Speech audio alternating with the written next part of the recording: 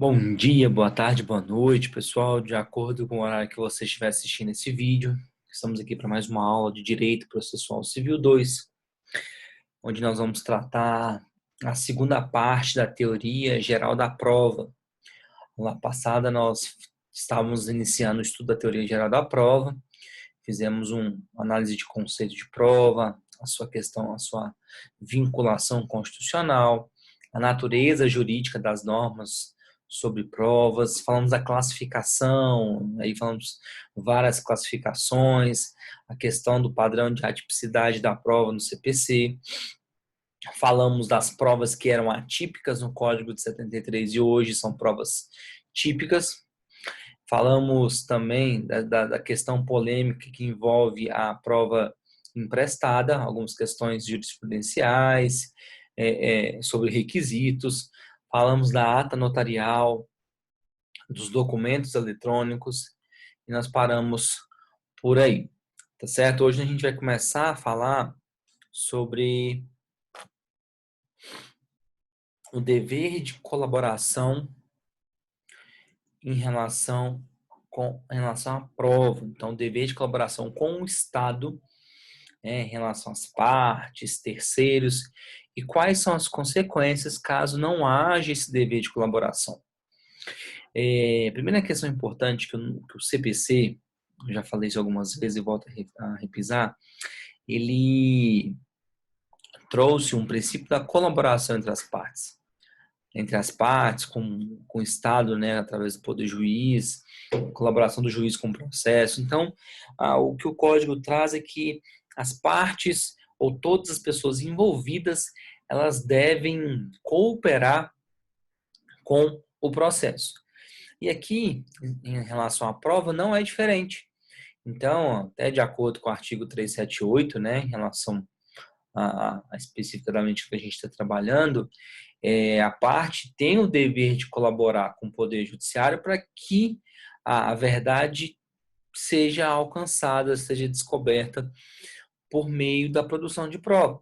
Então, no artigo 378, de forma muito clara, que ninguém pode se eximir do dever de colaborar com o Poder Judiciário para o descobrimento da verdade. Então, se vocês quiserem colocar na frente, põe aí, pela produção de prova. Então, o que esse artigo está falando? As partes, os terceiros, pessoa física ou jurídica, tanto faz. As partes, elas deverão colaborar levando provas ao juízo. Então, as partes têm o dever de levar provas ao juízo. E a gente vai ver que nós temos sanções caso não haja essa colaboração. Primeiro pelas partes, depois de terceiros. As sanções que a parte pode sofrer estão lá, primeira previstas no artigo 379 do CPC, ok? Fazendo uma ressalva, até coloquei no material de vocês, tá? O direito da parte de não produzir prova contra si mesmo, claro, de se não autoincriminar, é entendimento majoritário, ok? Só que esse dever de não se incriminar, a maioria entende que só pode ser utilizado em provas que terão repercussão no âmbito penal. Já imaginou? Vamos colocar lá, um cidadão promete casamento com alguém, com a moça, né? Em troca de manter relações sexuais com ela. Ele mantém as relações sexuais com ela, só que não, ele termina. E a família fica muito revoltada porque ela é menor e ingressa com a ação pedindo danos morais. A menina tem 13 anos, o cara tem 19 anos. Aí o juiz pergunta assim, olha, o senhor manteve relações sexuais com ela? Se você falar que sim, você não pode estar atestando que é um crime. Então, em juízo civil, você não é obrigado a produzir uma prova que vai ter repercussão na esfera penal. Então, essa proposta de casamento que eu falei para vocês, eu apresentar uma prova que vai me incriminar como estelionatário. Então, são provas que você pode se recusar de fazer por conta do princípio da não autoincriminação. Ok? Em caso de descumprimento do dever de colaboração pelas partes, nós podemos ter 3 sanções, 3 punições. Primeira punição que a gente pode encontrar, o que o juiz pode aplicar, a chamada litigância de má-fé, com fundamento nos artigos 77, 80 e 81 do CPC. Quando a gente fala litigante de má-fé, quando alguém está mudando, ela não está preservando o chamado princípio da boa-fé processual. Ela está agindo com má-fé. Então, se o juiz entende que a pessoa não está colaborando, que ela está escondendo provas, que ela está mentindo, ela pode aplicar litigância de má-fé. Ok? Segunda sanção que pode sofrer, ela pode ser aplicada, por exemplo, algumas presunções. Como exemplo, a pena de confesso. Pena de confesso, ela tem previsão lá no artigo 386 do CPC. O que seria essa pena de confesso? Olha, você, parte, está prestando depoimento pessoal, e o juiz começa a perguntar, e você fala assim, não lembro, não sei, não me recordo, não me lembro direito. Às vezes você pode não saber mesmo, mas se o juiz entender que você está se eximindo de responder, ou se você tá apresentando respostas evasivas, o juiz pode dar pena de confesso. Como assim? O que a parte ia provar com aquela sua pergunta? Se você ficar assim, presume-se que é verdade o que a parte estava querendo provar. Ok? E uma outra sanção em relação à presunção é a veracidade dos fatos quando não é exibido no documento. Ou uma coisa, por exemplo. Então, você pede para que o juiz determine que a parte junte um contrato para provar a abusividade da cláusula. E a parte não junta esse contrato, de propósito. Está no artigo 400. Não apresenta nenhuma justificativa para não exibir documento. O que você ia provar com esse documento? Que a cláusula é abusiva? Então presume-se verdadeiro aquele fato. Então, a segunda sanção que a parte pode sofrer são presunções. E a terceira punição que pode sofrer é a aplicação de algumas medidas coercitivas, medidas mandamentais, a bem da apresentação da informação. Inclusive, se o juiz quiser, ele pode fixar uma multa. É possível fixar uma multa hoje com base no novo CPC. Então, a gente vai ver que tem uma súmula do STJ que não se aplica mais por conta disso. Então, essa possibilidade de aplicação de multa, medidas coercitivas, é uma novidade dentro do CPC. Por exemplo, a gente precisa ver um extrato bancário para ver o saldo. Porque tem coisas, pessoal, que não tem como o juiz colocar a pena de confesso. Não tem como pôr presunção de veracidade. Porque nem a parte sabe. Como é que vai presumir verdadeiro um fato se nem a parte sabe? Então, por exemplo, você precisa saber um valor de um saldo bancário, de uma conta. E você não tem um extrato. Então, não tem nem como você presumir mais ou menos quanto você tem. Então, neste caso, não tem como presumir verdadeiro fato, porque nem o autor sabe. Nesse caso, se o banco não colaborar, se o banco não apresentar o extrato, o juiz pode determinar multa, fechamento da agência bancária durante um dia. Ele pode determinar, por exemplo, uma busca e apreensão do saldo, ou seja, mandar buscar um extrato.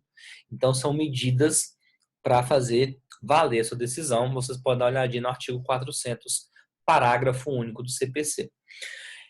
Como hoje o juiz pode fixar multa, aquela súmula do artigo, a súmula 372 do STJ, pessoal, ela fica prejudicada, não se aplica mais, ela perde viabilidade prática, porque a súmula falava que não podia fixar multa para obrigar a exibir um documento. A gente acabou de falar que pode, sim. Hoje, com o novo CPC, pode.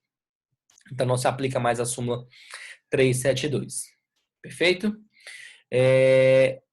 Em relação aos terceiros, coloquei no material de vocês, tem previsão lá no artigo 380, depois uma olhadinha, que é muito importante.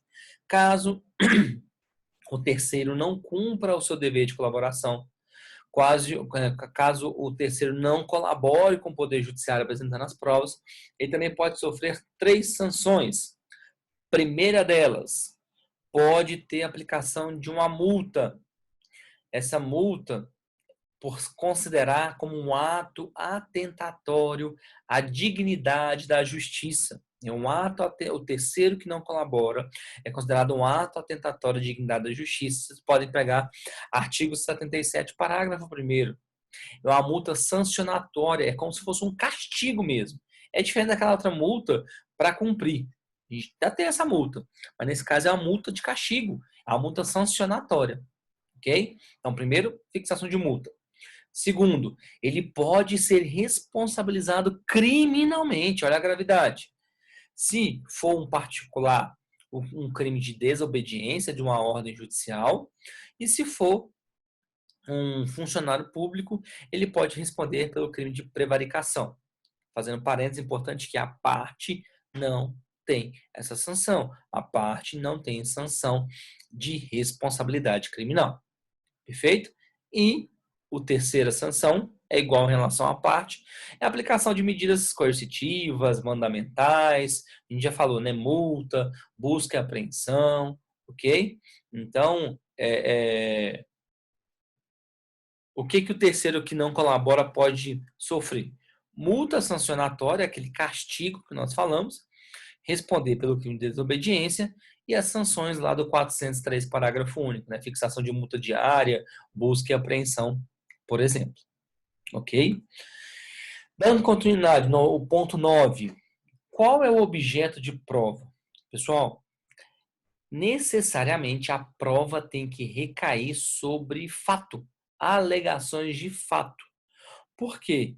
Fatos não alegados, eles não podem ser provados, não precisa de ser provado. Então, somente os fatos que são relevantes, os fatos que têm uma relação direta com o caso, e os fatos que foram alegados pelas partes, pelo autor na sua petição inicial e pelo réu na sua contestação, elas podem ser objeto de prova e tem que ter 3 características importantes. Primeiro, tem que ser um fato controverso. Por quê? Fatos incontroversos, a gente até vai relembrar isso aqui que nós já falamos lá atrás. Fato incontroverso não tem que provar, porque um fato incontroverso presume-se verdadeiro. Presume-se verdadeiro. O artigo 374(2) fala sobre isso. Então, se o autor fala algo na sua petição inicial e o réu não contesta na sua contestação, presume-se verdadeiro, porque é um fato incontroverso. Subentende-se que é verdade. Tem que ser fatos relevantes para o caso, para a prova recair sobre esse fato. E tem que ser um fato determinado. O fato tem que estar descrito, apresentando corretamente o tempo e o espaço, aonde aconteceu e quando aconteceu aquele fato. Aí sim a prova vai recair em relação a esse fato. E como nós já trabalhamos lá atrás, quando a gente falou de petição inicial, ok? Quando a gente fala de direito, a parte não é obrigada a provar o direito, em regra. O federal não, totalmente. Mas, em regra, a parte não é obrigada a provar. No entanto, a gente sabe que, tecnicamente, o juiz só é obrigado a conhecer a lei federal. Vocês podem pegar o artigo 376 que fala sobre isso. Assim, de forma excepcional, se o juiz quiser, a parte vai ter que provar o teor e a vigência quando você estiver usando direito municipal, direito estadual, direito estrangeiro ou direito consuetudinário, que são os costumes. Então, se você estiver usando como fundamento lei municipal, estadual, estrangeira ou os costumes, se o juiz quiser, ele pode mandar você provar o teor e a vigência com base no artigo 376 do CPC. Ok? Coloquei aqui de novo os fatos que independem de prova. Vou passar bem rapidamente que a gente já estudou isso, né? Tá previsão no artigo 374. Fatos notórios são aqueles de conhecimento público, não pode ficar restrito a âmbito municipal, porque esse processo pode chegar em Goiânia, pode chegar em Brasília, no STJ, no STF, então tem que ser um caso de grande repercussão. Por exemplo, você vai entrar com ação revisional de alimentos, alegando que você sofreu um prejuízo financeiro, você não está trabalhando como trabalhava antes por conta do coronavírus. Você não precisa provar que está tendo coronavírus. Você não precisa provar que o coronavírus mandou fechar as coisas, que é fato notório. Você tem que provar o quê? Porque, em decorrência do coronavírus, você sofreu um prejuízo financeiro. Aí você tem que provar. Mas provar o coronavírus, não precisa provar não, pessoal.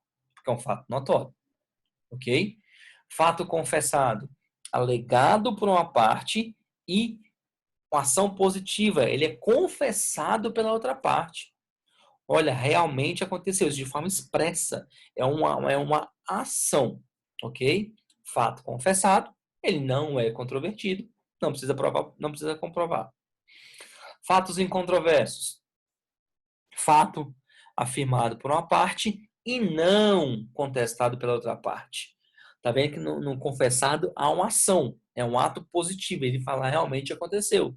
No fato incontroverso, não, é uma omissão, ele se omite em contestar. E a presunção são aqueles fatos sobre os quais recaem presunções que não precisam ser provados.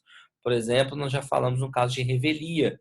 Quando o réu é revel, presume-se verdadeiros fatos apresentados pelo autor.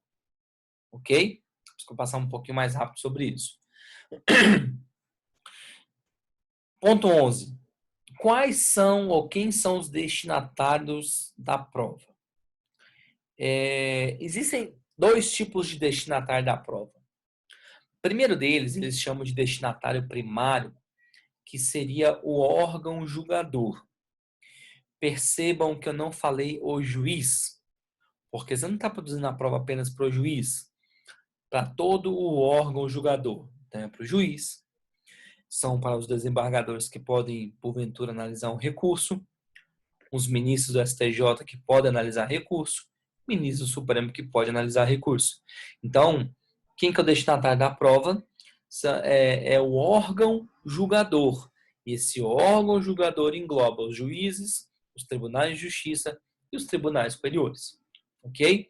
Não produz prova apenas para a primeira instância. Então, não é o juiz, e sim o órgão julgador. Ok? Então, você endereça o destinatário primário, primordial, é o órgão jurisdicional, porque ele tem que ser convencido da existência daquele fato através da prova. Então, você tem que convencer o órgão julgador que aquele fato é verdadeiro. E como é que você convence? Produção de prova. Não tem outro jeito de você convencer o Poder Judiciário a não ser através de produção de prova. Perfeito? Só que pode parecer estranho o que eu vou falar agora. Nós temos os destinatários secundários, que são as partes. Como assim, Rafael? A parte é destinatária de prova? Produz uma prova para parte? Como assim? No primeiro momento pode parecer um pouco estranho, mas vamos entender isso aqui, pessoal.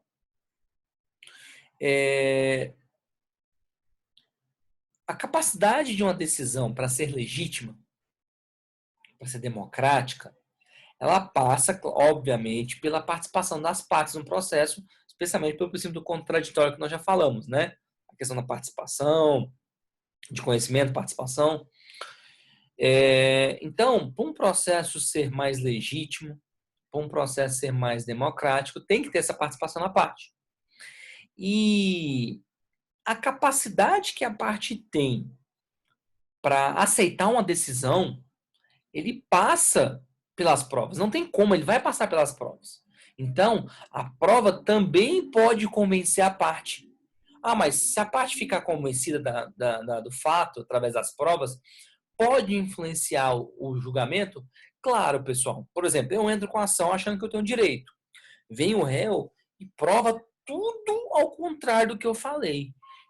Ele me convence, fala, cara, verdadeiramente eu não tenho direito nenhum. Isso pode me influenciar, claro, na hora do recurso. Eu falo, não vou recorrer porque eu vou perder. E se eu perder, eu vou ter que gastar mais dinheiro ainda. A prova me convenceu. Então, a produção da prova ou o resultado dessa prova pode sim ter reflexos quando do convencimento das partes. Então, primeiro, o destinatário da prova é o órgão julgador. Segundo, o destinatário da prova é o são as partes. E é interessante, para a gente fechar essa questão do destinatário da prova, falar sobre o princípio da comunhão e da aquisição processual que está lá previsto no artigo 371. É interessante que esse 371 ele deixa bem claramente, pessoal, a prova é do processo. A prova não é da parte que a produziu. Ah, esse aqui é o meu documento, então essa aqui é a minha prova. Não. A partir do momento que você produz prova, a prova é do processo e não das partes mais. Então, qual que é a consequência prática disso? Por base do princípio da comunhão ou da aquisição processual, que é a segunda parte do artigo 371, que não tinha no Código Antigo, essa segunda parte. O juiz pode julgar a favor ou contra a parte com base na própria prova que ela produziu. Então não tem aquele sentido assim, eu produzi a prova, então essa prova não pode ser, o julgamento dessa prova não pode ser contrária. Pode, porque a prova não é da parte, a prova é do processo. A partir do momento que você produz prova, a prova é do processo e não da parte, ok? Princípio da comunhão. A prova é do processo e não da parte que a produziu. Então o juiz pode julgar favorável ou contrário com base na prova que ela produziu. Perfeito? Vamos dar seguimento. Poderes instrutórios do juiz. Esses poderes instrutórios do juiz a gente pode resumir, a gente vai falar muita coisa sobre ele agora, mas a gente pode resumir, para a gente ter uma visão um pouco mais clara, se o juiz pode ou não produzir prova de ofício. Se o juiz pode ou não determinar a realização de uma prova sem que ninguém tenha pedido. Olha, é uma ação que o juiz entende que uma perícia seria extremamente importante para resolver o problema, para resolver o caso, para formar sua convicção. Aí eu pergunto, o juiz pode determinar que essa prova seja realizada mesmo que as partes não tenham pedido? É isso que eu estou perguntando. Poderes instrutores se refere a isso. O juiz pode fazer isso ou não? Vamos entender isso aqui, pessoal. Nós temos algumas observações extremamente importantes que nós temos que falar. Eu tenho que falar algumas críticas que são feitas relacionadas a poderes instrutórios, se viola ou não alguns direitos, como que funciona a sua aplicação e a questão dos poderes instrutórios e o ônus da prova, o ônus de provar. Então, são 3 coisas que eu quero abordar com vocês sobre os poderes instrutórios do juiz. Mas antes, existe na doutrina uma corrente chamada de hipergarantismo. Hipergarantismo. O que esse hipergarantismo fala? Ele fala que o Estado juiz não pode, em hipótese alguma, intervir na produção de provas. Ou seja, através da corrente do hipergarantismo, o juiz fica proibido de produzir prova. Ele não pode intervir na produção de prova. A função do juiz é apenas garantir que a lei seja aplicada. Produção de prova é o encargo exclusivamente das partes. O juiz não pode interferir na produção de provas. O juiz não pode determinar de ofício a produção de provas. Ocorre que essa teoria, ou essa parte da doutrina, que fala que o juiz é só um mero observador, é só para garantir que seja a lei aplicada corretamente. Só que a prática usual, a prática forense e o próprio Código de Processo Civil, ele refuta totalmente essa teoria. Ele acaba com essa teoria. Aonde? No próprio artigo 370, porque esse artigo 370 ele é muito claro ao falar sobre os poderes instrutórios do juiz. Ele fala muito claramente que vai caber ao juiz de ofício ou a requerimento da parte. Ou seja, o juiz pode determinar as provas necessárias para o julgamento quando a parte pede, Então, quando a parte pede, o juiz pode fazer a prova ou não, ok? Isso aqui é importante, porque se eu peço uma prova que é inútil, para que o juiz vai fazer? Então, ele não é obrigado também a catar todas as provas, ele vai analisar quais são as provas que são importantes. Então, ele pode fazer isso a requerimento, ou seja, quando a parte pede, ou ele pode fazer de ofício. Então, o 370 acaba com essa teoria garantismo, ou do hipergarantismo, ok? Então, o juiz não é um mero observador, mas o juiz ele vai participar ativamente na busca da verdade, ok? Eu afirmando isso, que o juiz não é um mero observador, que ele vai participar ativamente na busca da verdade através de produção de prova, contraria totalmente a posição dos hipergarantismos, ok? Quais são as críticas que tem em relação aos poderes instrutórios do juiz? Nós temos 3 críticas em relação a isso. Primeira crítica que fala sobre essa possibilidade dos poderes instrutórios é que esses poderes poderiam violar o princípio da demanda, o princípio do dispositivo, aonde vocês vão achar fundamento. Artigo 2º e 141 do CPC. Qual que é a justificativa para não violar esse princípio?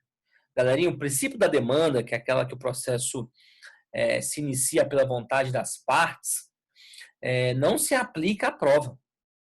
Isso aqui só vai se aplicar para o processo. Não é à toa que lá está no mesmo dispositivo. Olha, o processo começa por iniciativa das partes. Porém, ela vai se desenvolver pelo impulso oficial. O que é esse impulso oficial? É o Estado que vai desenvolver o processo. É o Estado que vai fazer com que o processo ande. Então, o que pode acontecer? O juiz pode começar um processo de ofício? De maneira alguma, isso é vedado. Aí o juiz passa no lugar, vê um acidente de trânsito, eu vou instaurar um processo para eu decidir quem tem direito. O juiz não pode fazer isso, porque a jurisdição é inerte, a jurisdição é parada, a jurisdição precisa ser provocada. Perfeito? Mas a partir do momento que eu provoco a jurisdição, eu movimentei a jurisdição, aí o juiz tem que agir, participar ativamente na produção de prova. Para quê? Para descobrir a verdade. Tá? Então, não fere princípio do dispositivo, porque isso vai se aplicar ao início do processo. O processo tem que se iniciar pela vontade das partes, mas depois de iniciado, o juiz pode participar ativamente na busca da verdade. Segunda crítica que é feita: será que o juiz, podendo produzir prova, determinar provas, não viola o princípio da isonomia, o princípio da igualdade? A resposta é categórica. Não, ok? Pelo contrário, a partir do momento que o juiz faz isso, ele vai potencializar o princípio da isonomia, porque vai trazer no processo a chamada igualdade material. Porque nós temos a igualdade formal. O que é igualdade formal? Todo mundo igual, independente das suas características. O que é igualdade material? Aquele princípio aristotélico de igualdade, né? Então, aqui busca-se a igualdade material. Trata os diferentes de forma diferente. Tá? Tratar os desiguais de forma desigual na medida de suas desigualdades. Então, o juiz olhando que existe uma deficiência de prova, ele pode suprir essa deficiência para equivaler as partes. Então, ele vê que duas pessoas muito diferentes no processo, de posições diferentes, uma muito inferior tem dificuldade de produzir prova, ele pode determinar as provas que serão produzidas. Ok? E a terceira alegação que eles falam, que também não tem nenhuma fundamentação válida, é que o juiz ou os poderes instrutórios do juiz, eles vão violar o princípio da imparcialidade do julgador. Imparcialidade, só para a gente lembrar, artigo 144 e 145 traz as causas de imparcialidade, de impedimento de suspeição. Então, eles falam que se o juiz determina a produção de prova, ele vai estar ajudando uma das partes, sendo que ele deveria ser imparcial. A partir do momento que ele determina a produção de prova, ele vai estar ajudando uma parte. Então, isso feriria a sua igualdade. Pessoal, não fere. Por quê? Quando o juiz determina a produção de uma prova, Ele não sabe o resultado. O resultado dessa prova pode ser benéfico tanto para o autor quanto para o réu. Ele não sabe qual é o resultado dessa prova. Então, como que pode falar que vai ferir a sua imparcialidade? Porque está ajudando uma prova. Ele nem sabe para quem essa prova é favorável. Então, por exemplo, entra-se com a investigação de paternidade e a parte não pede o exame de DNA. Tem como o juiz saber qual é o resultado do exame de DNA? Não, ele vai determinar a realização do exame de DNA. Essa prova pode beneficiar o autor, falando que o cidadão é pai, ou ele pode beneficiar o réu, falando que não é pai. Então, ele não sabe o resultado dessa prova. Ele vai determinar uma perícia que ninguém pediu. Eu entro com a ação alegando que eu sou incapaz para o trabalho, ninguém pede perícia. Tem como eu afirmar que verdadeiramente essa perícia vai ser favorável ao autor? Não. Então, como o juiz não sabe o resultado da perícia, porque ninguém pediu, não fere a sua imparcialidade. Ok? Então, o juiz não sabe se o DNA vai ser favorável ou não, ele não sabe se a perícia vai ser favorável ou não. O Estado, ele tem um interesse na descoberta da verdade para um julgamento mais adequado. Então, se o juiz não sabe o resultado da prova, obviamente, não fere a imparcialidade. É claro. Agora, vamos colocar aqui um exemplo bem hipotético. Se o juiz soubesse o resultado da prova, ele faz isso para beneficiar, aí sim violaria a imparcialidade. Mas como é que você vai provar isso? Então, eu parto do pressuposto que isso não acontece. O juiz saber o resultado da prova e mandar fazer para beneficiar o autor ou o réu. Isso é bem exagerado, essa possibilidade. Então, com isso, essas três alegações, a gente fecha o primeiro tópico relacionado aos poderes instrutórios, que são as críticas. Primeiro, não viola o dispositivo do artigo 2º e 141, não viola a isonomia e não viola a imparcialidade. E a aplicação desses poderes instrutórios? Nós temos duas correntes, uma majoritária, que é seguida pelos tribunais, e uma que é minoritária. A corrente majoritária fala que os poderes instrutórios do juiz são plenos, os seus poderes são plenos. Então, ele pode sempre determinar a produção de prova de ofício, em qualquer tipo de processo, independente da relação jurídica que está sendo discutida, se é um direito disponível ou indisponível. Então, independente do tipo de processo, independente da relação jurídica, seja de direito público ou não, tratar de direitos disponíveis ou não. Mas como a relação jurídica é um direito público e tem interesse do Estado na descoberta da verdade, ele pode exercer os seus poderes instrutórios de forma plena. Essa posição é a posição majoritária na doutrina e a posição seguida pelos tribunais julgadores. Ok? Então, os tribunais superiores seguem essa primeira corrente. Poderes amplos, poderes plenos. Segunda corrente minoritária. Olha, os poderes instrutórios do juiz, eles atuam de forma complementar. Ou seja, ele só vai poder complementar alguma prova que já foi pedida. Ele não pode pedir qualquer prova. Ele só pode complementar. Então, aqui nessa segunda corrente, ele apresenta um limite aos poderes instrutórios.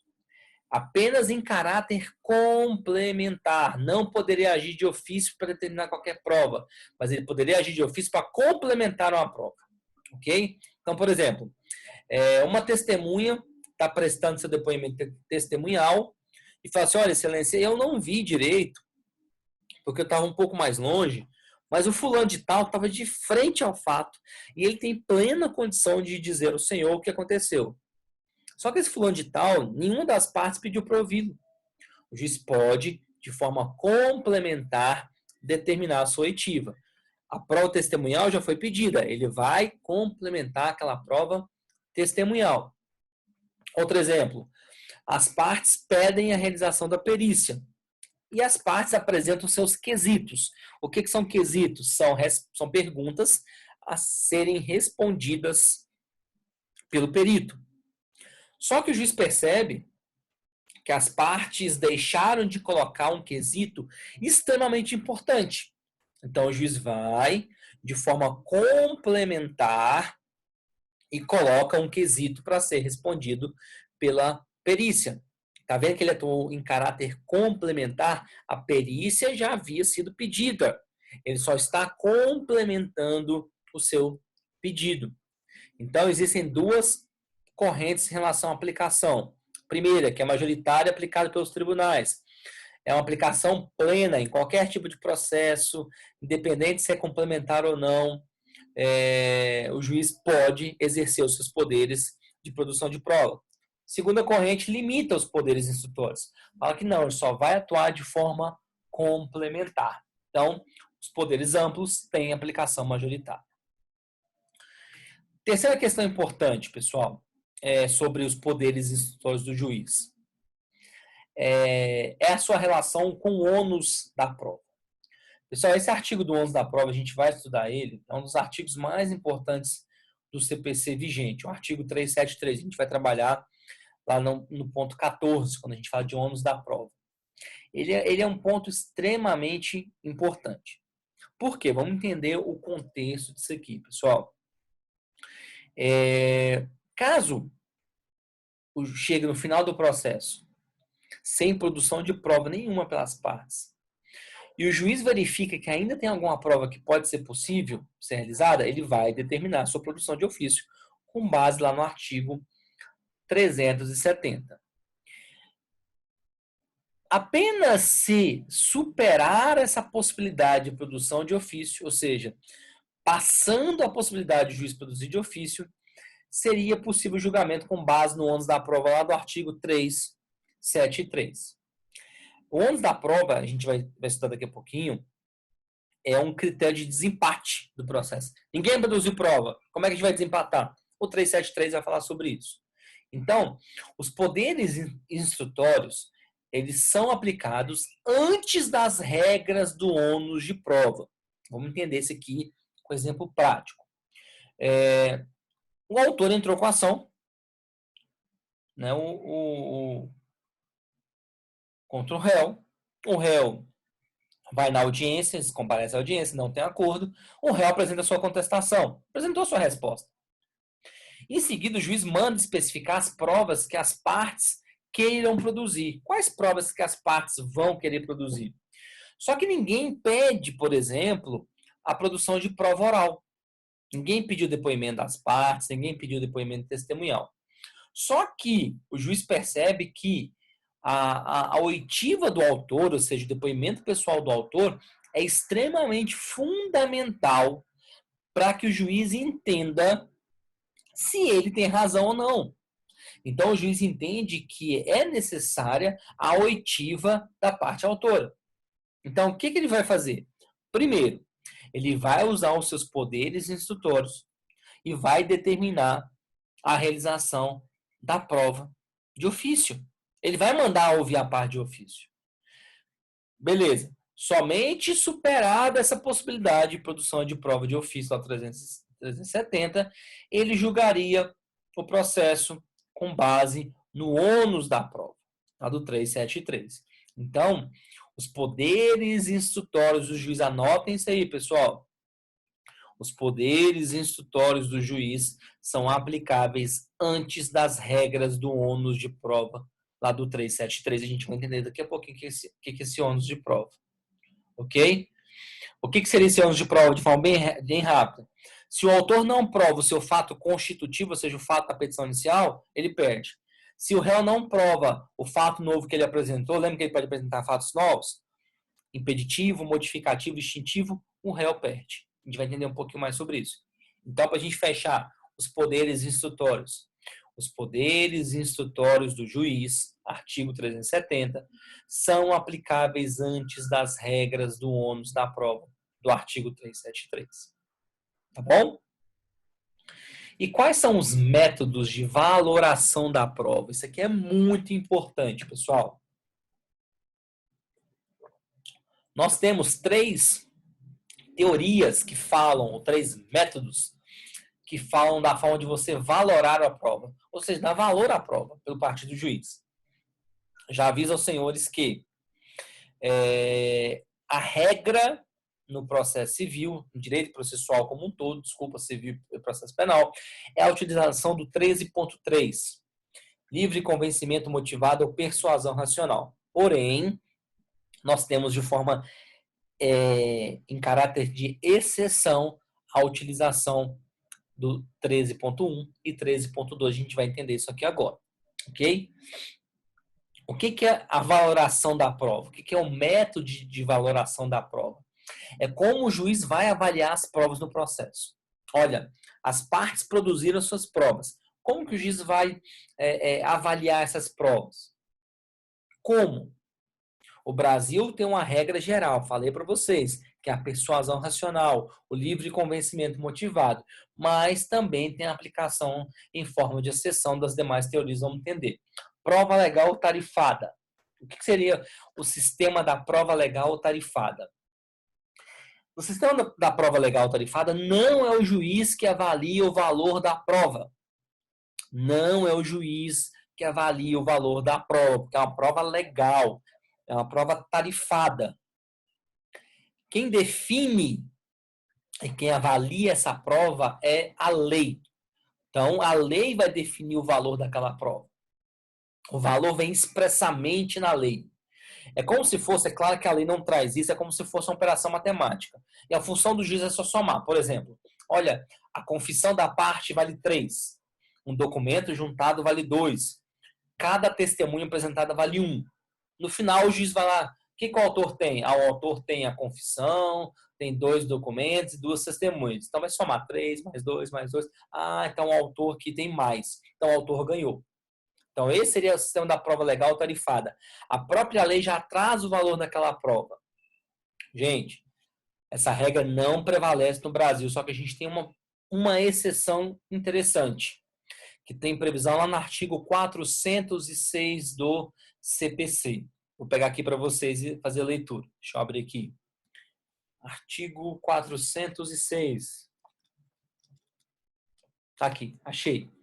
Quando a lei exigir instrumento público como da substância do ato, nenhuma outra prova, por mais especial que seja, pode suprir a falta. Olha, quando a lei exigir um instrumento público como substância do ato, ou seja, para comprovação direta do ato, nenhuma prova pode suprir.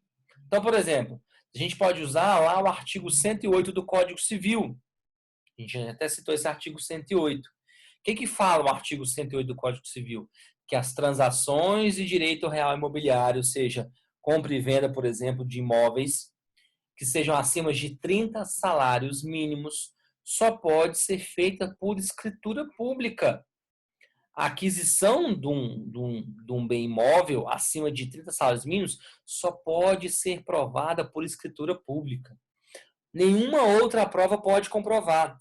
Eu não tenho a escritura, mas tem uma testemunha que sabe que eu comprei. Não tem validade, porque nesse caso a lei exige a prova específica para provar.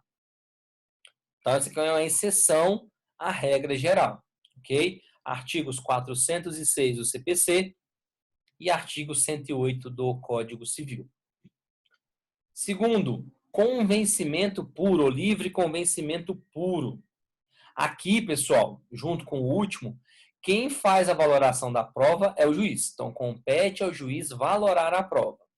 Então, o juiz é responsável pela análise da prova.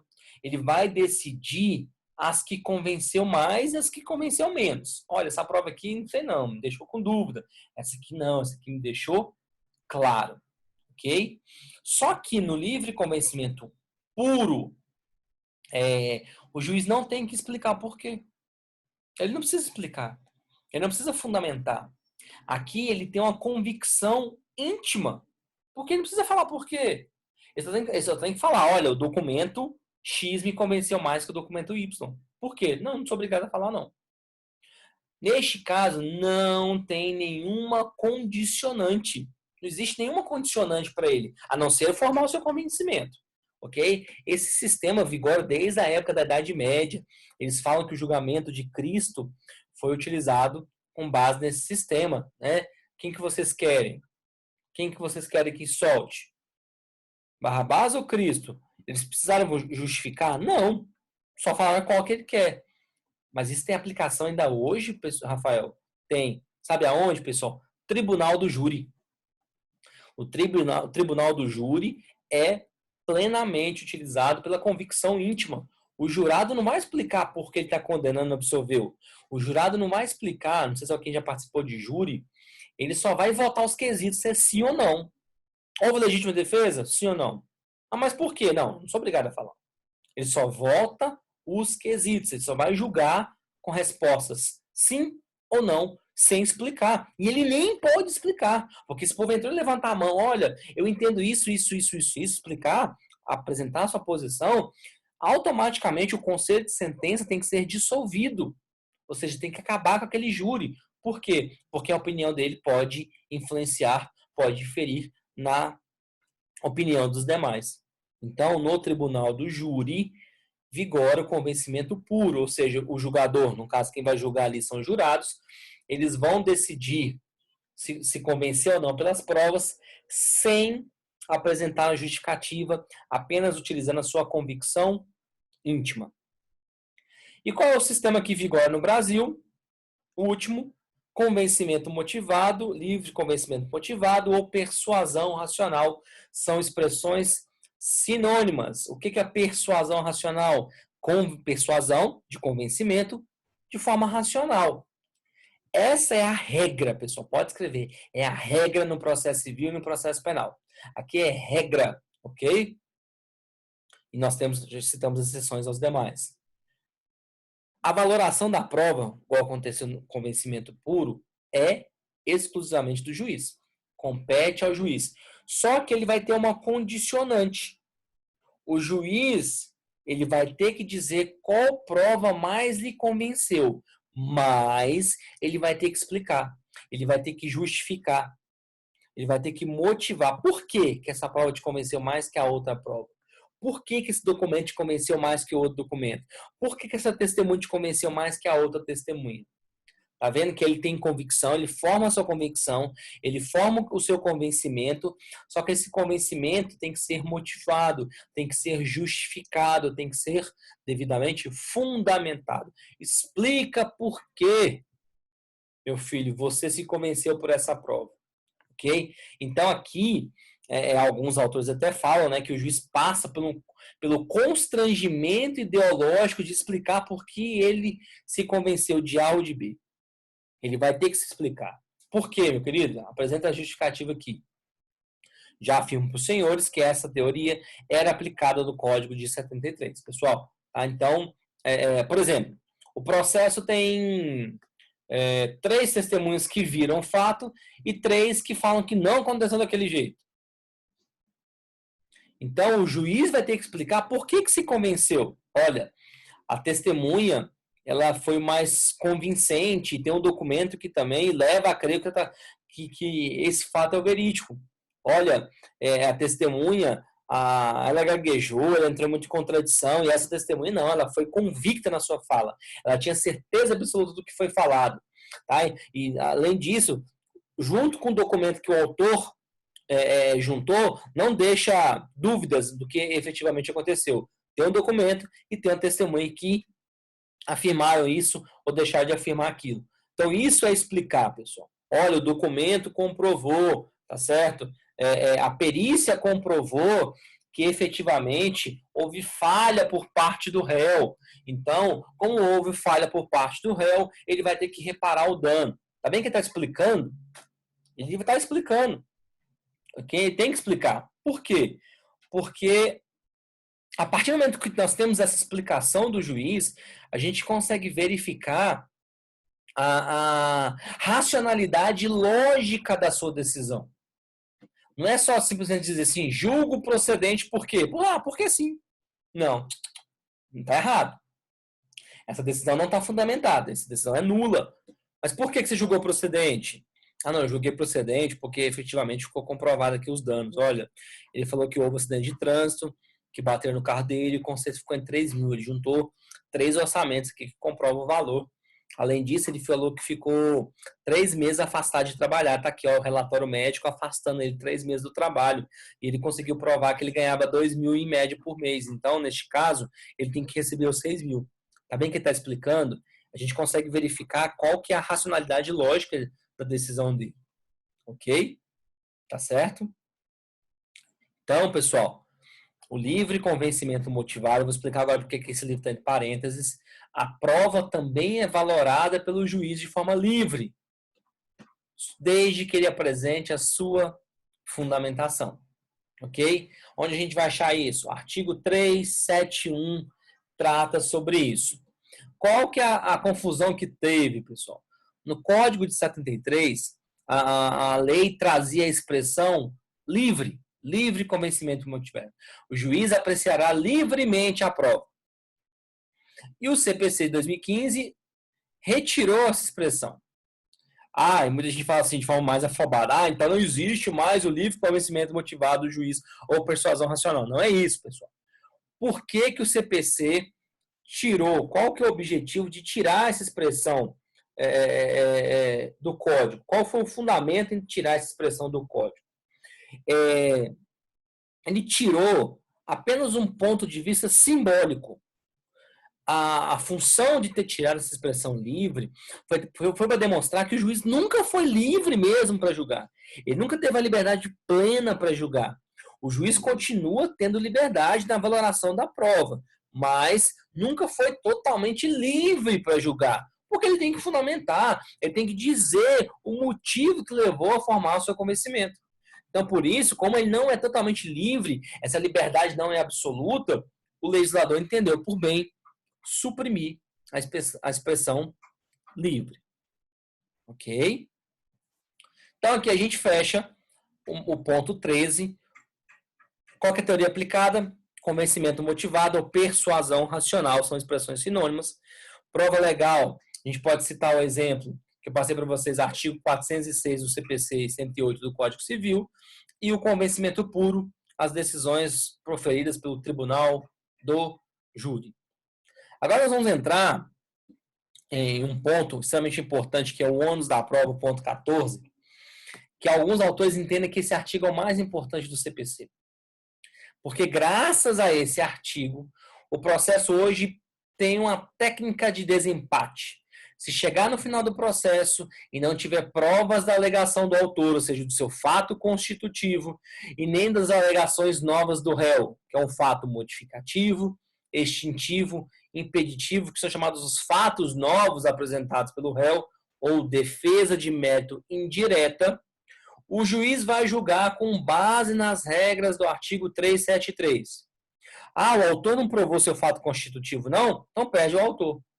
O réu não provou seu fato modificativo, extintivo ou impeditivo, são chamados fatos novos, então perde o réu.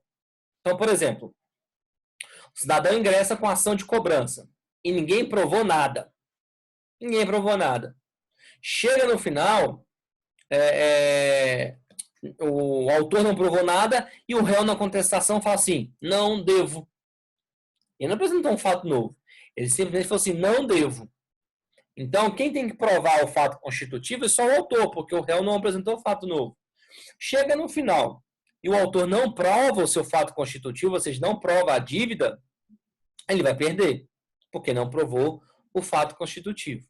Agora, se entra com ação de cobrança e o réu na sua contestação alega assim, olha, não devo porque eu já efetuei o pagamento da minha dívida, ou seja, ele apresentou um fato novo. Então, esse fato novo, quem tem que provar é o réu. Então, se ele alega que provou e chega no final ele não prova o pagamento, ele vai perder. Tá certo? Então, isso é o critério de desempate que nós temos. E por que eu coloquei entre parênteses critério estático? Porque o Brasil adota o critério estático da distribuição do ônus da prova. Ônus da prova, gente, é aquela faculdade que a parte tem de provar sob pena de perder alguma coisa. O que é ônus? É uma escolha, só que eu não exercer, eu sofro um prejuízo. Aqui, fala assim, quem tem a faculdade de provar, mas se não provar vai perder alguma coisa? Autor ou réu? Por isso que é ônus da prova. E o Brasil adotou o critério estático de distribuição de ônus da prova. Então, a regra do artigo 373, ela é uma regra no seu caput, ela é uma regra fixa. O autor prova fato constitutivo, réu prova fato impeditivo, modificativo e extintivo. Essa é a regra básica, por isso que é estático, é parado, é uma regra fixa. Todo mundo já começa no processo sabendo disso. O autor já ingressa com a ação sabendo desse ônus de prova. O réu já participa do processo sabendo desse ônus de prova. Por isso que é um critério fixo, é um critério estático. Por isso que eu já li alguns artigos que as pessoas falam assim, olha, o Brasil adotou com o CPC agora a teoria da distribuição dinâmica da prova. Mentira! Mentira, está errado, é uma afirmação errônea. O Brasil adotou o critério estático de distribuição de ônus. O parágrafo primeiro vai trazer uma exceção. Então a gente não pode tratar a exceção como regra. A regra é o critério estático, está pronto. O autor já entra no processo sabendo que tem que provar o seu fato constitutivo. E o réu já entra sabendo que qualquer fato modificativo, extintivo ou impeditivo, ele vai ter que provar. Então, pessoal, o critério brasileiro continua sendo o critério estático. Então, a dinamização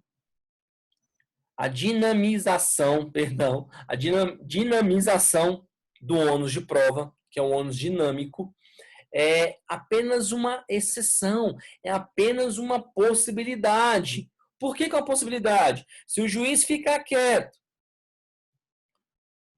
e ninguém dizer nada, a regra é fixa. As pessoas já ingressam no processo sabendo qual é a regra. A regra está pronta, está fixa, o critério é estático. E essa distribuição dinâmica é uma exceção, é uma possibilidade. Então, a gente não pode tratar a exceção como regra, ok? O critério estático, ele é definido a partir da natureza do fato. A gente acabou de falar. Um fato constitutivo, quem tem que provar? O autor. Fato impeditivo, extintivo, modificativo. Por exemplo, olha, paguei. Olha, houve prescrição. Excelência, houve novação da dívida. A gente prorrogou essa dívida lá para frente. Então, se eu apresento essas alegações, eu, como réu, tenho que provar. Eu tenho que provar isso. Porque são fatos novos, impeditivos, extintivos ou modificativos. Agora, se eu sou com o réu e falo assim, olha, não existiu isso, apenas nego, eu não tenho que provar nada. O autor tem que provar. Ok? Então, vamos entender aqui. Primeiro, qual é a crítica que a gente vai encontrar em relação a isso? Pessoal, esse critério estático de distribuição do ônus da prova, ele já falou, a gente leva em consideração a natureza do fato. Né? Então, a gente acabou de citar, se o réu alega uma prescrição, um pagamento parcial, a novação da dívida, alguma falta de condição do contrato, quem tem que provar é o réu. Beleza? Então, e o fato constitutivo é o autor. Estou refrisando isso aqui para vocês decorarem e entenderem isso aqui melhor. A gente consegue aplicar esse critério estático em 99% dos casos.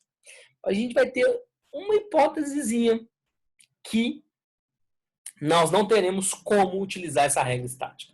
Então, tem um grupo de ações em que o critério lá do caput do artigo 373 não pode ser aplicado, por ser incompatível.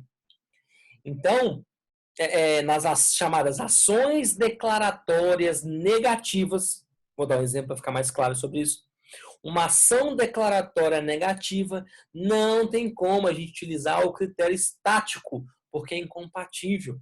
Por quê? Toda vez que eu tenho uma ação declaratória negativa, aqui acontece o inverso. O autor não tem que provar o seu fato constitutivo. O autor tem que provar o fato modificativo, tem que provar o impeditivo e o extintivo. E o réu tem que provar o constitutivo. Então, aqui acontece o contrário. Nas ações declaratórias negativas, acontece ao contrário. Vamos dar um exemplo.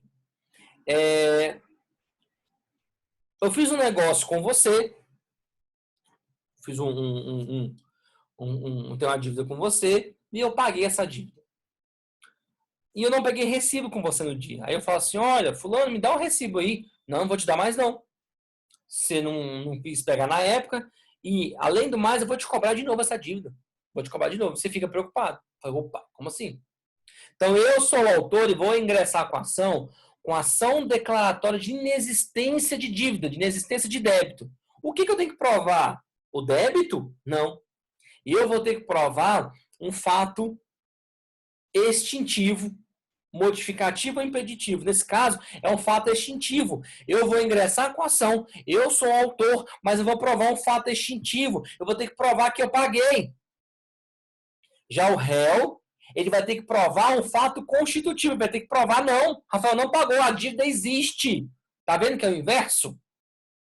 A ação declaratória negativa acontece o inverso. O autor prova um fato modificativo, um fato impeditivo ou um fato extintivo, e o réu prova o fato constitutivo.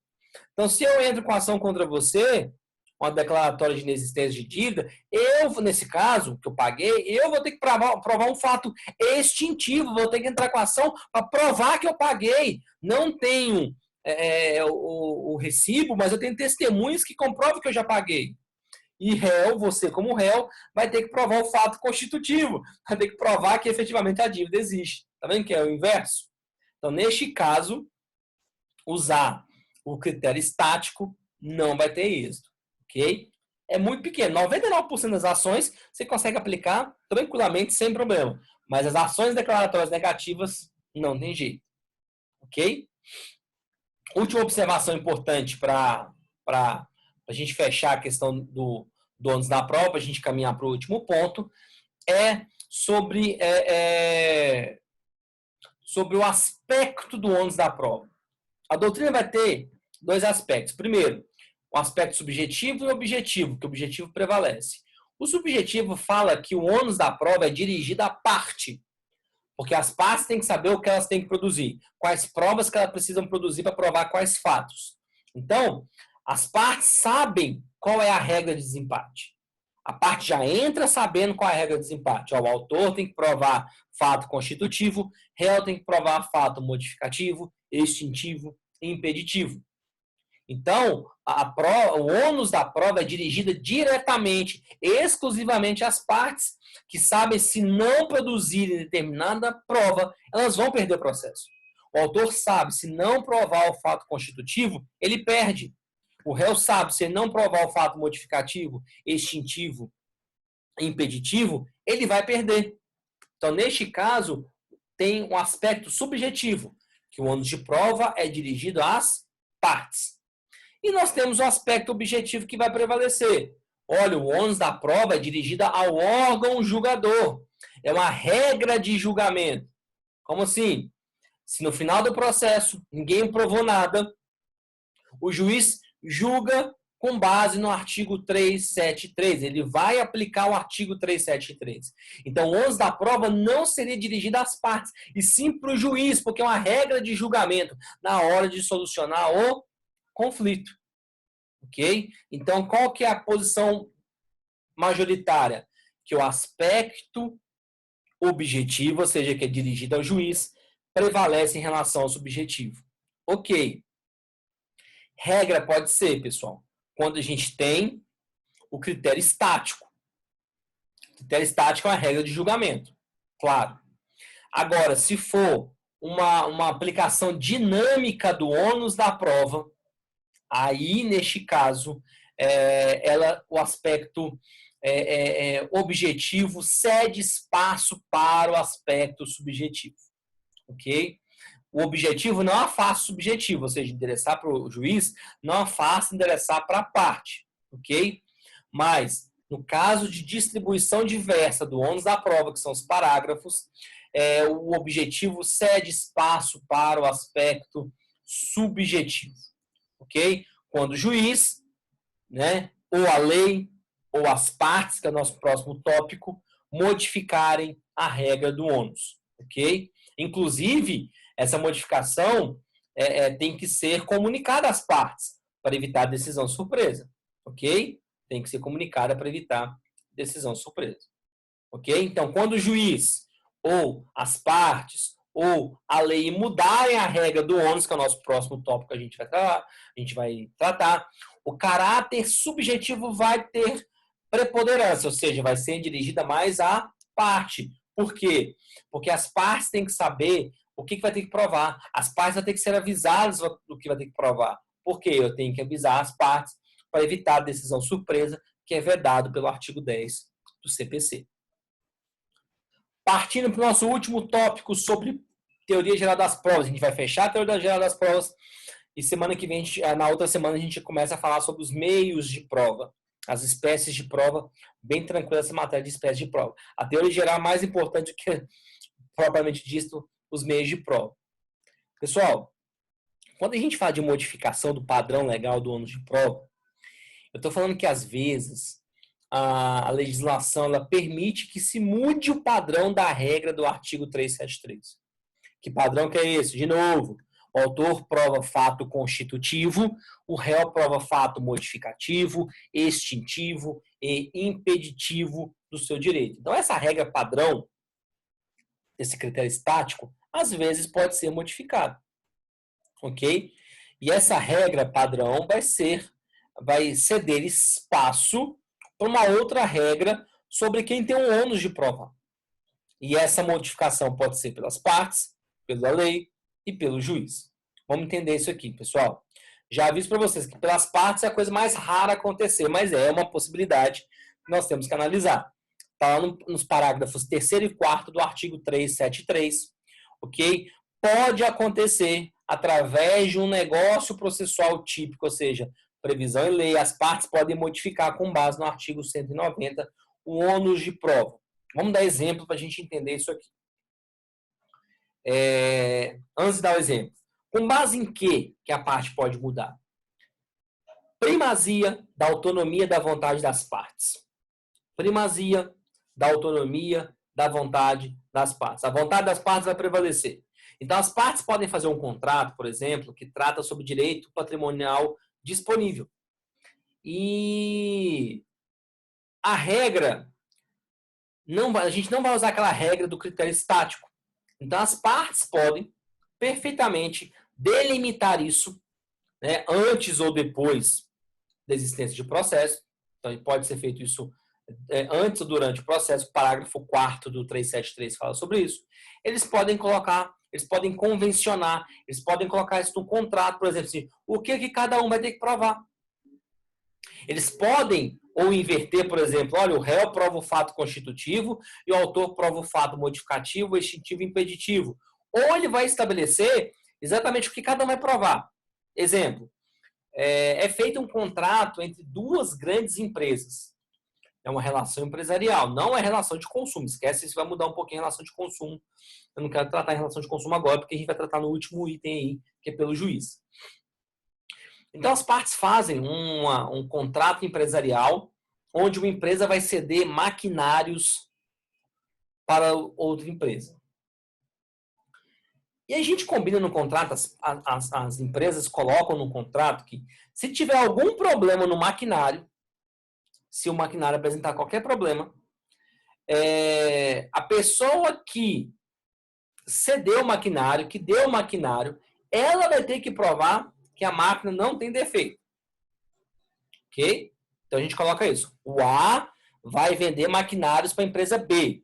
Relação empresarial. Se der problema na máquina, o A tem que provar que a máquina não está estragada. É o A que vai ter que provar. Porque tem mais conhecimento técnico, a gente coloca isso no processo. E dá um problema na máquina. A empresa vai entrar com a ação. Em regra, quem tem que provar que a máquina está estragada é a empresa. Quem entrou com a ação é o autor, é o fato constitutivo. Mas por quê? As partes chegaram no acordo e mudaram. Neste caso, o réu vai ter que provar o fato constitutivo. O réu vai ter que provar que a máquina não tem defeito. Em regra, em regra geral, o critério estático, esse ônus seria do autor. Mas porque as partes chegaram num acordo, eles modificaram isso, determinando que cada um vai ter que provar. Isso aqui, gente, é situação raríssima. Eu nunca vi acontecer na prática, mas é uma possibilidade, então a gente não pode deixar de falar. Pela lei, não, pela lei acontece. A modificação padrão pela lei. Então, o que seria em relação à lei? Nós temos algumas situações nos casos de presunções relativas, onde a lei vai modificar esse ônus de prova. Vamos citar dois exemplos interessantíssimos para vocês entenderem. Primeiro, coloquei aqui, artigo 344 do CPC, a gente já trabalhou, revelia. Quando o réu é revel, presume-se verdadeiros fatos apresentados pelo autor. Então, por exemplo, eu entrei com a ação falando que você me deve 10 mil reais. Você não contesta. Você não contestou. Ocorreu a revelia, presunção de veracidade que você me deve 10 mil reais. Quem tinha que provar o fato constitutivo? O autor. Quem tinha que provar que você me deve? Eu. Eu sou o autor. Mas como você foi revel, agora você, réu, tem que provar o fato constitutivo, porque a revelia gerou a presunção de veracidade. Percebam que entrei com a ação de cobrança lá de 5 mil. Se a parte é revel, quem tinha que provar os 5 mil sou eu, porque é meu fato constitutivo. Mas como houve presunção de veracidade do que eu estou falando, o réu tem que provar o fato constitutivo. Segundo exemplo, artigo 1597 do Código Civil. Muito interessante esse artigo. Esse artigo, pessoal, fala da presunção de paternidade. Louco, né?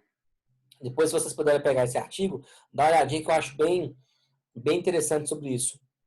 Lá vai trazer situações que presume-se concebidos os filhos na constância do casamento. Então, por exemplo, o que fala lá? O artigo 1597. Olha, que presume-se o pai do filho nascido 180 dias, ou seja, 6 meses do início do casamento. Ou até 10 meses após o término do casamento. Então, ou seja, se eu casei hoje, todo o filho que nasceu depois de 6 meses de casamento é meu, presume-se que é meu. Casei hoje. A partir de 6 meses do meu casamento, todo filho que nascer depois de 6 meses, presume-se que é meu. Ah, Rafael, mas 6 meses? Por que 6 meses? Essa gestação vai chegar até 9 meses. Pessoal, pode ter filhos prematuros. Então, a lei usa o critério de 6 a 10 meses, mais ou menos, que eles gostam de colocar para gestação. Pode chegar a quase 10 meses, né?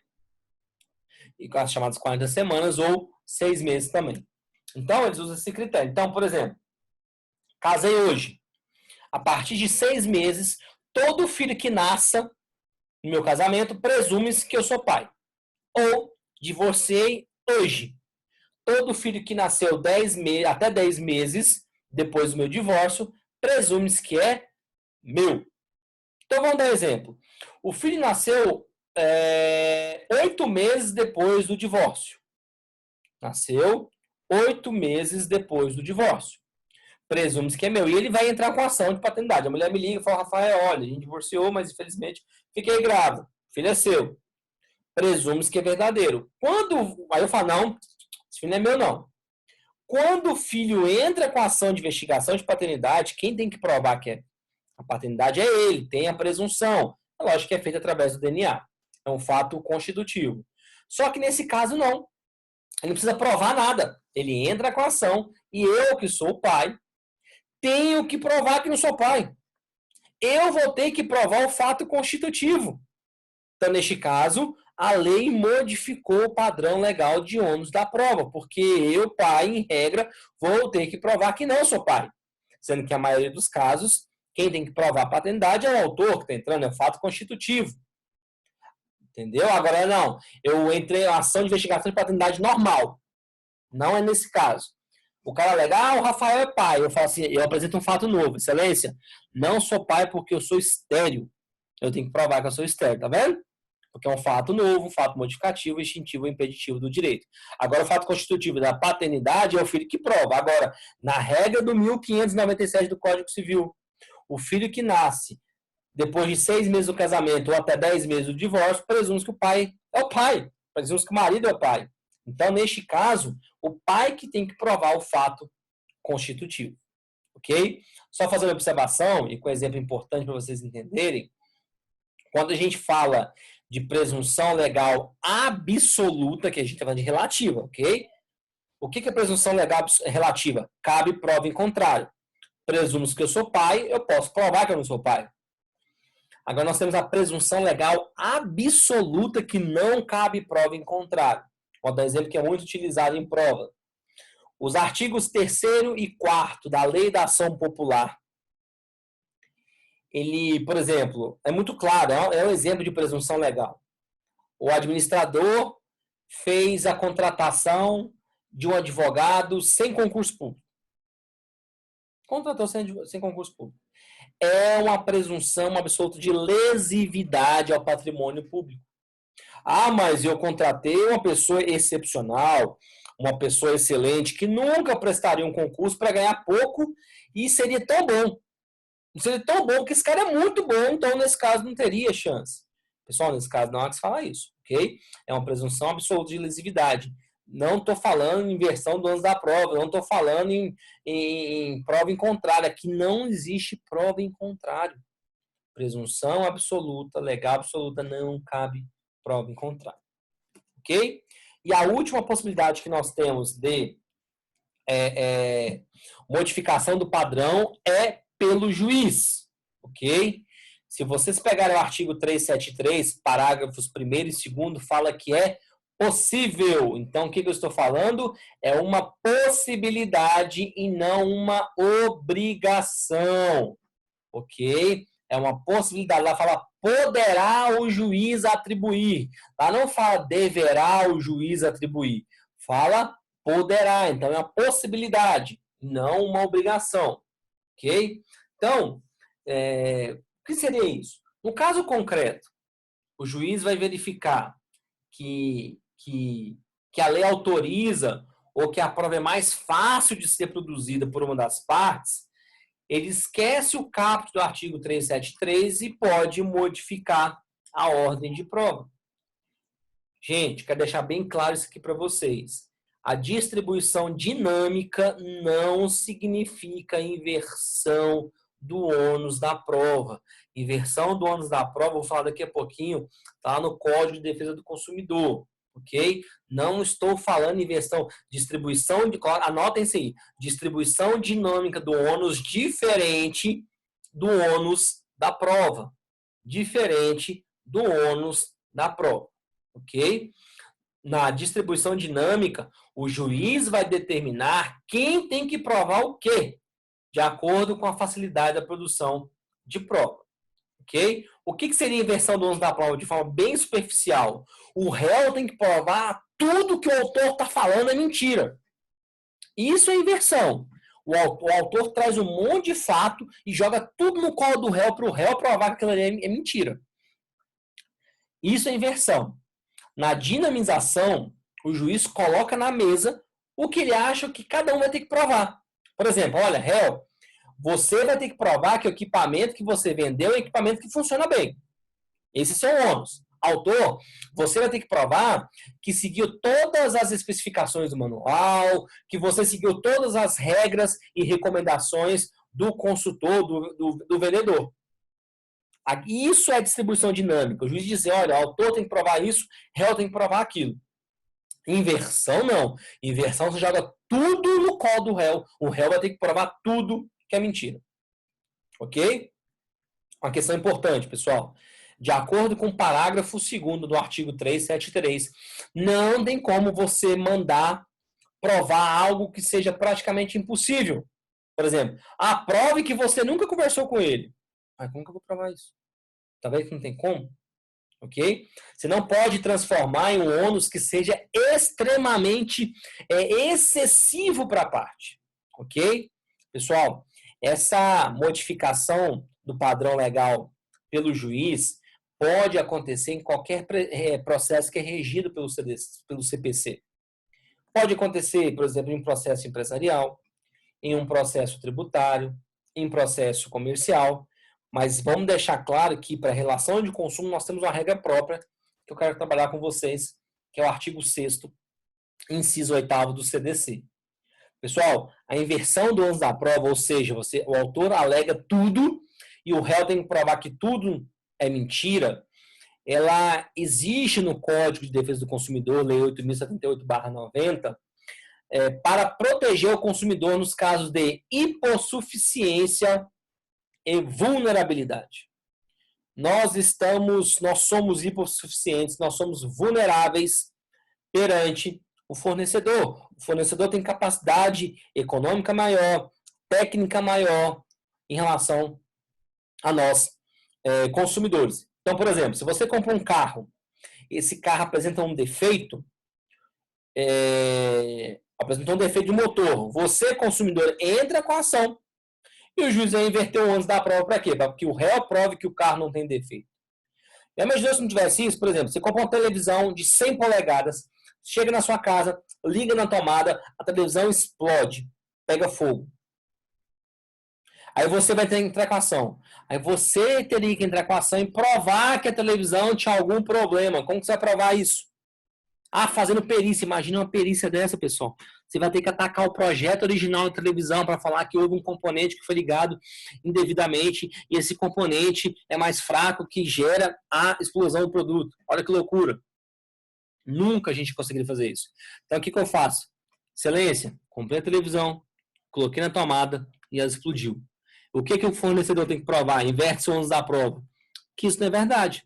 Que é impossível essa televisão ligar na tomada e explodir. Então, prova que tem como ligar na tomada e não explodir. Então, o fornecedor vai ter que provar isso. Ok? Isso é a inversão do ônus da prova. E para a gente fechar a teoria geral da prova, qual é o momento que o juiz tem para aplicar essa regra de diferenciação, essa modificação dinâmica do ônus da prova? É na decisão de saneamento. Nós já trabalhamos saneamento. Foi a última matéria que nós trabalhamos antes das provas. Artigo 357, inciso 3. O saneamento. Por que no saneamento? Porque vai dar início à produção das provas. Provas orais, periciais, inspeção judicial. Ali vai falar assim, galerinha, é o seguinte, sabe aquela regra estática que a gente tem? Eu estou mudando, ok? Como é que vai mudar? Olha, réu, você tem que provar isso, isso, isso, aquilo. Autor, você vai ter que provar isso, isso, isso, isso. Porque, então tá, então eu vou ter que provar isso, eu vou ter que fazer uma perícia. Vou ter que provar isso aqui, então vou ter que levar um testemunho para provar isso.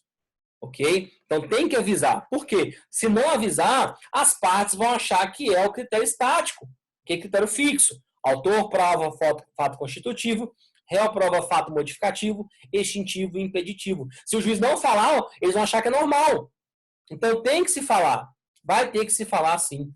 Tem que avisar o juiz. Ok? Só para a gente fechar. Se eu uso o critério estático, ela é chamada uma regra de julgamento. O ônus da prova estático, artigo 373 caput, é chamada regra de julgamento.